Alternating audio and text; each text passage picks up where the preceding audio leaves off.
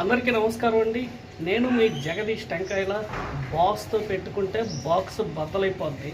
ఈ విషయం ఎందుకు చెప్తున్నానంటే, చిరంజీవి గారిని ఉద్దేశించి చాలామంది చాలా పలసగా మాట్లాడడం, చిరంజీవి గారి ఇమేజెస్ని సోషల్ మీడియాలో స్పెక్యులేట్ చేయడం, చిరంజీవి గారి ఇమేజెస్ని మార్ఫింగ్ చేయడం, ఇష్టం వచ్చిన స్టేట్మెంట్లో చిరంజీవి గారి మీద రుద్దడం, చిరంజీవి గారి వాయిస్ యూజ్ చేసి ఎడిట్ చేసి వీడియోస్లో పంపించడం, కొన్ని వందల సోషల్ మీడియాలో ఇవి బాగా ట్రెండ్ అవుతున్నాయి. చిరంజీవి గారిని ఈ మధ్య మరీ పలసం చేసి మాట్లాడడం జరుగుతుంది.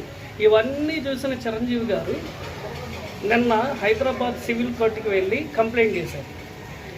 ఆయన మీద ఇలాగ సోషల్ మీడియాలో ఆయన పెట్టేసి ఇష్టానుసారంగా ప్రవర్తిస్తున్నారు, ఇష్టానుసారంగా మాట్లాడుతున్నారు, ఆయన ఇమేజెస్ను వాడుకుంటున్నారు, ఆయన చిరు లేకపోతే ఇంకొకలా సంబోధించి చేస్తున్నారని చెప్పేసి ఆయన కంప్లైంట్ చేశారు. అయితే ఆ సివిల్ కోర్టు కంప్లైంట్ తీసుకున్న ఈ సివిల్ కోర్టు ఏం చేశారంటే ఆయనకి సానుకూలంగా స్పందించారు.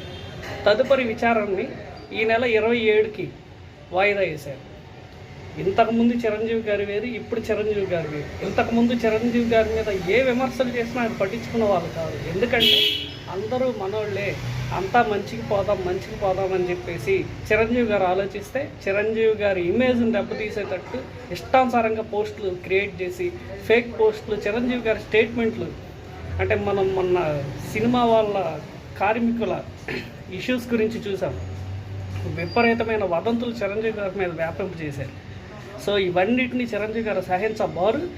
చిరంజీవి గారి తరపు నుంచి, చిరంజీవి గారి అభిమానుల తరపు నుంచి ప్రత్యర్థులకి చిరంజీవి గారు సున్నితంగా హెచ్చరించారు. అంటే స్వీట్ వార్నింగ్ ఇచ్చారు.